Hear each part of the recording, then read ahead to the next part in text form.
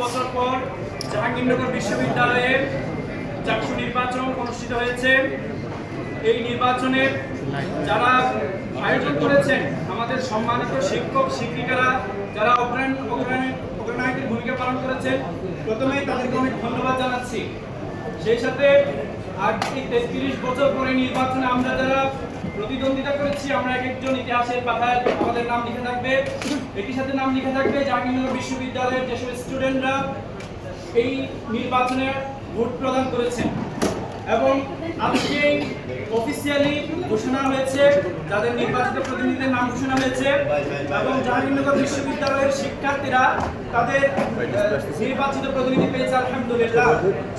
এবং আজকের এই প্রেস ব্রিফিং এ আমরা স্মরণ করতে চাই জাহাঙ্গীরনগর বিশ্ববিদ্যালয়ের শিক্ষার্থী সংসদ নির্বাচনে ভোট গণনা করতে আসা আমাদের একজন সম্মানিত শিক্ষিকা জান্নাতুল ফেরদৌস ম্যামকে, যিনি ভোট গণনা করতে এসে আসার আগে আমাদের সিলেট ভবনের বারান্দায় অসুস্থ হয়ে পড়ে যান এবং ওনাকে এনাম মেডিকেলে নিয়ে যাওয়ার পরেও ডাক্তার মৃত ঘোষণা করেন।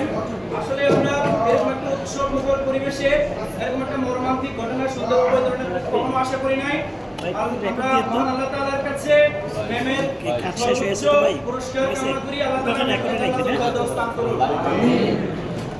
সেই সাথে আমরা আরো স্মরণ করতে চাই জাহাঙ্গীরনগর বিশ্ববিদ্যালয়ে আমাদের সেই সকল সাবেক ভাইদের যারা ইসলামী ছাত্র শিবির করার কারণে জাহাঙ্গীরনগর বিশ্ববিদ্যালয় থেকে ওনাদের ছাত্রকে নিয়ে যেতে পারে নাই। 1989 সাল থেকে 1995 সাল পর্যন্ত আমাদের 150-এরও অধিক ভাই ইসলামী ছাত্র শিবির করার কারণে এই ক্যাম্পাস থেকে ছাত্রকে নিয়ে যেতে পারেননি। আরো স্মরণ করছি 1994 সালের 16 আগস্ট আমাদের একজন ভাইকে আমরা এই ক্যাম্পাস থেকে হারিয়েছি। তিনি আমাদের একান্ত প্রিয় ভাই শহীদ কামরুল ইসলাম ভাই, যিনি জাহাঙ্গীরনগর বিশ্ববিদ্যালয়ে চান্স পেয়েছিলেন, কিন্তু তিনি যখন ভাইভা পরীক্ষা দিতে আসলেন ওনাকে শিবির সন্দেহে পিটিয়ে হত্যা করা হয়েছে। আজকে এই প্রেস ব্রিফিং এ আমরা ভাইয়ের জান্নাতুল ফেরদৌস কামনা করছি, আল্লাহ তাআলা ওনাকে জান্নাতের সর্বোচ্চ স্থান দান করুন।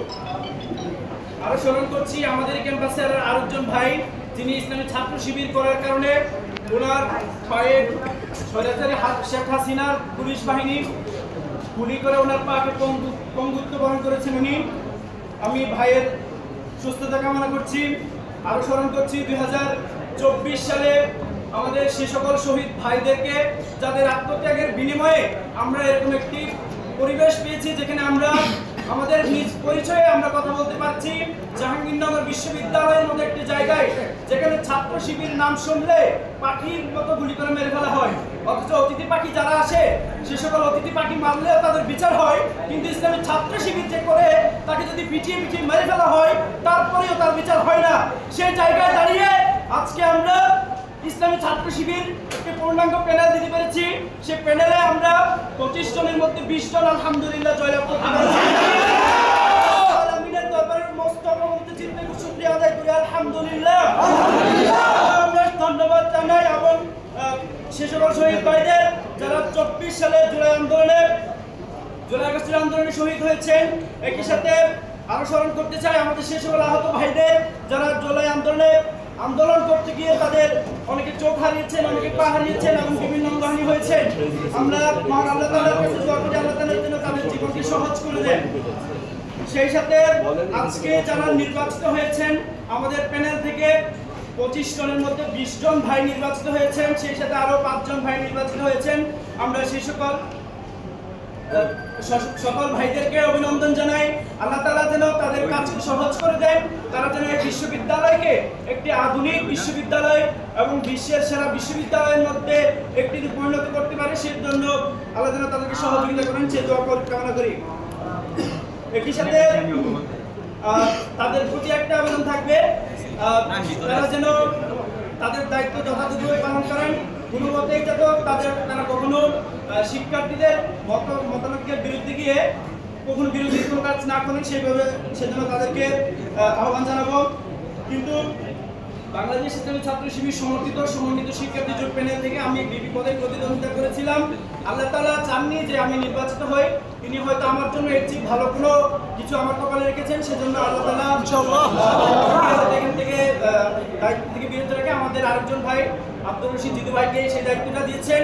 আল্লাহ তাআলা ভাইয়ের কাজকে সহজ করে দিন, ভাইয়ের কাজের মধ্যে বরকত দান করুন। আমিন।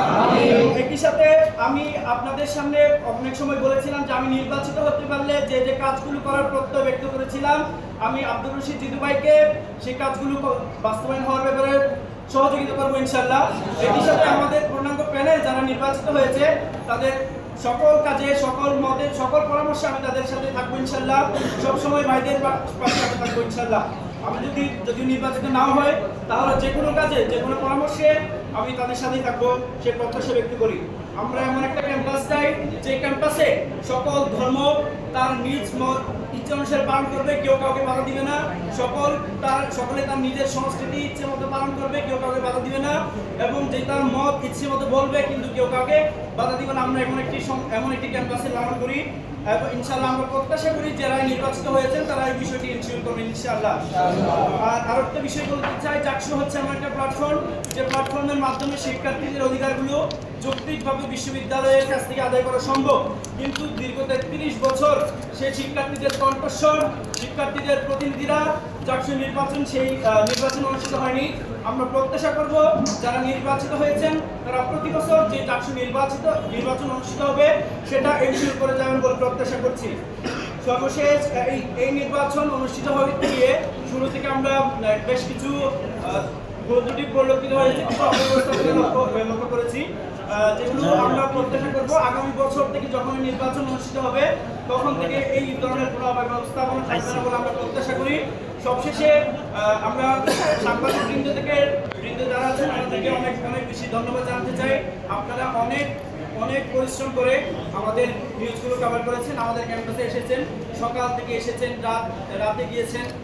বিশেষ করে শেষ 3 দিনের কষ্ট আপনাদের অনেক বেশি কষ্ট হয়ে গেছে, সেটা আমরা বুঝতে পেরেছি।